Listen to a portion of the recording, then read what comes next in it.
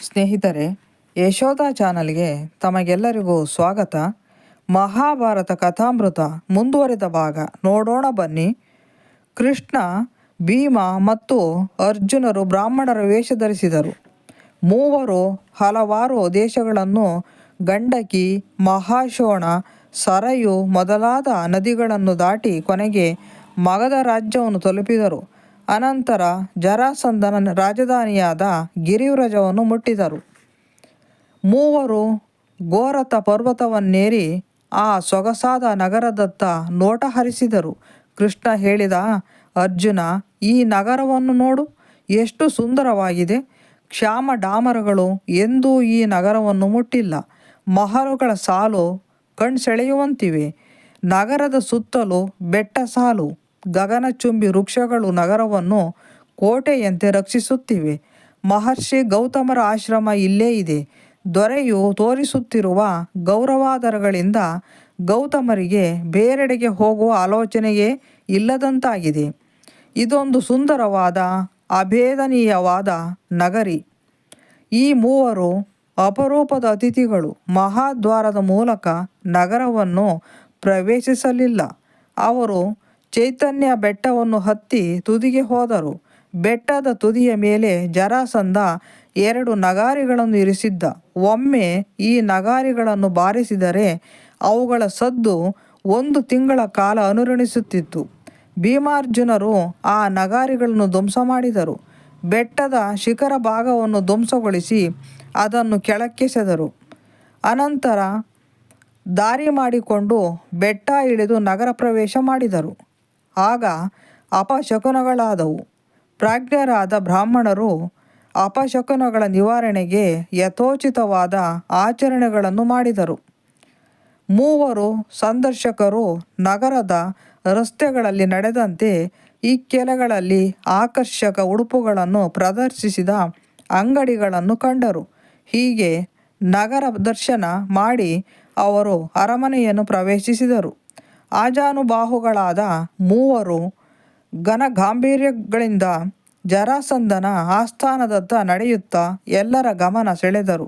ಮೂವರು ಬ್ರಾಹ್ಮಣರ ದರ್ಶನವಾದಂತೆ ಜರಾಸಂಧ ಸಿಂಹಾಸನದಿಂದ ಎದ್ದು ನಿಂತು ಗೌರವ ಸಲ್ಲಿಸಿದ. ವಿಪ್ರವರ್ಯರೇ, ನಿಮಗೆ ಸುಸ್ವಾಗತ. ಇತ್ತ ದಯಮಾಡಿಸಿ. ಕೃಷ್ಣ ಮಾತ್ರ ಮಾತನಾಡಿದ. ಮಹಾರಾಜರೇ, ಈ ಬ್ರಾಹ್ಮಣರು ಹಗಲು ಮೌನವ್ರತ ಆಚರಿಸುತ್ತಿದ್ದಾರೆ. ಮಧ್ಯರಾತ್ರಿಯ ನಂತರ ಅವರು ತಮ್ಮ ಜೊತೆ ಮಾತನಾಡುತ್ತಾರೆ. ಜರಾಸಂಧ ಅತಿಥಿಗಳಿಗೆ ವಸತಿ ಸೌಕರ್ಯ ಏರ್ಪಡಿಸಿದ. ಬ್ರಾಹ್ಮಣರ ಆದರ ಆತಿಥ್ಯ ಸತ್ಕಾರಗಳಲ್ಲಿ ಜರಾಸಂಧನ ಖ್ಯಾತಿ ಎಲ್ಲೆಡೆ ಹಬ್ಬಿತ್ತು. ಅವರಿಗೆ ಆಸನವಿತ್ತ. ಆ ವೇಳೆಗೆ ಅತಿಥಿಗಳು ಧರ್ಮಶ್ರದ್ಧೆಯ ಬ್ರಾಹ್ಮಣರಲ್ಲ ಎನ್ನುವ ತೀರ್ಮಾನಕ್ಕೆ ಅವನು ಬಂದಿದ್ದ.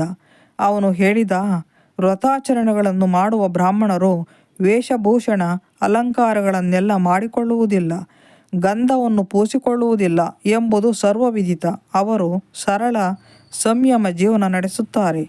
ಆದರೆ ನೀವುಗಳಾದರೋ ಅಂದಚಂದದ ಉಡುಪುಗಳನ್ನು ಧರಿಸಿರುವಿರಿ, ಮೈಗೆ ಗಂಧ ಲೇಪಿಸಿಕೊಂಡಿದ್ದೀರಿ. ನೀವು ಬಿಲ್ಲು ಬಾಣ ಹಿಡಿದವರಂತೆ ತೋರುತ್ತೀರಿ. ನಿಮ್ಮ ಕೈಗಳ ಮೇಲಿರುವ ಗುರುತುಗಳು ನನಗೆ ಕಾಣುತ್ತಿವೆ. ನೀವು ಬ್ರಾಹ್ಮಣರೆಂದು ಹೇಳಿಕೊಳ್ಳುತ್ತಿದ್ದೀರಿ, ಆದರೆ ಕ್ಷತ್ರಿಯರ ಶೌರ್ಯ ಪರಾಕ್ರಮಗಳನ್ನು ಹೊಂದಿರುವಿರಿ. ಚೈತ್ಯ ಪರ್ವತದ ಶಿಖರವನ್ನೇಕೆ ಧ್ವಂಸಗೈದಿರಿ? ನಗರದ ಮಹಾದ್ವಾರದಿಂದ ಏಕೆ ಬರಲಿಲ್ಲ? ಯಾರು ನೀವು? ನಿಮ್ಮ ಉದ್ದೇಶವಾದರೂ ಏನು ಎಂದು ಜರಾಸಂಧ ನೇರವಾಗಿ ಪ್ರಶ್ನಿಸಿದ. ಕೃಷ್ಣ ಹೇಳಿದ, ಮಹಾರಾಜ, ಕೆಚ್ಚೆದೆಯ ಧೀರರು ಮಹಾದ್ವಾರದ ಮೂಲಕ ಶತ್ರುವಿನ ಮನೆಯೊಳಕ್ಕೆ ಪ್ರವೇಶಿಸುವುದಿಲ್ಲ, ಹಾಗೂ ನಾವು ಶತ್ರುವಿನಿಂದ ಆತಿಥ್ಯ ಸ್ವೀಕರಿಸುವುದಿಲ್ಲ. ಮಾತನಾಡುತ್ತಿರುವ ವ್ಯಕ್ತಿ ತನ್ನನ್ನು ಯುದ್ಧಕ್ಕೆ ಕೆರಳಿಸುತ್ತಿದ್ದಾನೆಂದು ಜರಾಸಂಧನಿಗೆ ಅರ್ಥವಾಯಿತು. ಅವನು ಹೇಳಿದ, ನಿಮ್ಮಲ್ಲಿ ಹಗೆತನ ಉಂಟು ಮಾಡುವಂಥದ್ದನ್ನು ನಾನೇನು ಮಾಡಿದೆ ಎಂಬುದನ್ನು ನೆನಪಿಸಿಕೊಳ್ಳುವ ಪ್ರಯತ್ನ ಮಾಡುತ್ತಿದ್ದೇನೆ. ನೆನಪಾಗುತ್ತಿಲ್ಲ. ನಾನು ನಿಮಗೆ ತೊಂದರೆ ಕೊಟ್ಟಿಲ್ಲ. ನಿಮ್ಮ ಮಾತಿನಿಂದ ನನಗೆ ವಿವಂಚನೆಯಾಗುತ್ತಿದೆ. ಕ್ಷತ್ರಿಯನಾದವನು ಎಷ್ಟೇ ಪರಾಕ್ರಮಶಾಲಿಯಾದರೂ ಬ್ರಾಹ್ಮಣರಿಗೆ ತೊಂದರೆ ಕೊಡುವಂತಿಲ್ಲ. ಕ್ಷತ್ರಿಯನು ಜನ್ಮಸಿದ್ಧವಾಗಿ ಬಂದ ಕರ್ತವ್ಯಗಳನ್ನು ಕಟ್ಟುನಿಟ್ಟಾಗಿ ಪಾಲಿಸುತ್ತಾನೆ. ನಾನೊಬ್ಬ ದಿಟವಾದ ಕ್ಷತ್ರಿಯ. ನಾನು ಯಾವತ್ತೂ ನನ್ನ ಪ್ರಜೆಗಳಿಗೆ ಹಿಂಸೆ ಕೊಟ್ಟಿಲ್ಲ. ನೀವು ತಪ್ಪು ತಿಳಿದುಕೊಂಡಿದ್ದೀರಿ. ಕೃಷ್ಣ ಉತ್ತರಿಸಿದ, ಮಹಾರಾಜ, ಕ್ಷತ್ರಿಯ ಕುಲಕ್ಕೆ ಭೂಷಣಪ್ರಾಯವಾದ ಚಕ್ರವರ್ತಿಯೊಬ್ಬನಿದ್ದಾನೆ. ತನ್ನ ವಂಶದ ಗೌರವವನ್ನು ರಕ್ಷಿಸುವುದು ಅವನ ಅಪೇಕ್ಷೆಯಾಗಿದ್ದು ಅವನು ನಮ್ಮನ್ನು ಇಲ್ಲಿಗೆ ಕಳುಹಿಸಿದ್ದಾನೆ. ನಿನಗೆ ವಿಧೇಯರಾಗಿರುವವರನ್ನು ಯಾವತ್ತೂ ತೊಂದರೆಗೀಡು ಮಾಡಿಲ್ಲವೆಂದು ನೀನು ಹೇಳುತ್ತೀಯೆ. ಆದರೆ ನೀನು 100 ಮಂದಿ ರಾಜರನ್ನು ಸೆರೆ ಹಿಡಿದು ಅವರನ್ನು ಬಂಧನದಲ್ಲಿಟ್ಟಿದ್ದೀಯೆ. ನೀನು ಇತರ ರಾಜರುಗಳನ್ನು ಜಯಿಸಬಹುದು ಅಥವಾ ಅವರನ್ನು ನಿನ್ನ ಅಧೀನ ರಾಜರನ್ನಾಗಿಸಬಹುದು.